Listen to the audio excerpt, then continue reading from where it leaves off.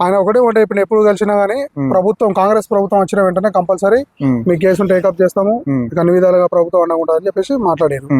అప్పుడు లోక్సభ మాజీ స్పీకర్ మీరా కుమార్ మేడన్ కూడా దొరికొచ్చారు. ఇంత పెద్ద ఎత్తున జరిగింది.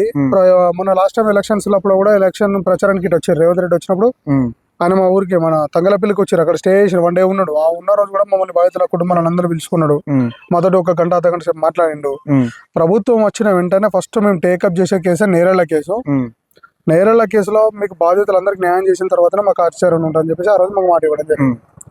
అప్పటి నుంచి ఇప్పటి వరకు ఇప్పుడు ప్రత్యేక మనం మామూలుగా ఇప్పుడు మీకు కలిసి ఉంది ముఖ్యమంత్రి అయినప్పటి కాంగ్రెస్ ప్రభుత్వం వచ్చినాక సీఎం కలిసినా ప్రభుత్వం వచ్చినాక జస్ట్ ఒక 2-3 నెలలకే మేము కలిసినాం. ఆశీనా పొన్న ప్రభాకర్ ఎట్లుంది?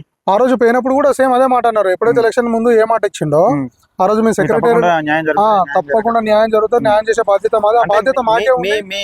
మీ సమస్యలో ప్రధానంగా ఎవరెవరు ఉన్నారు?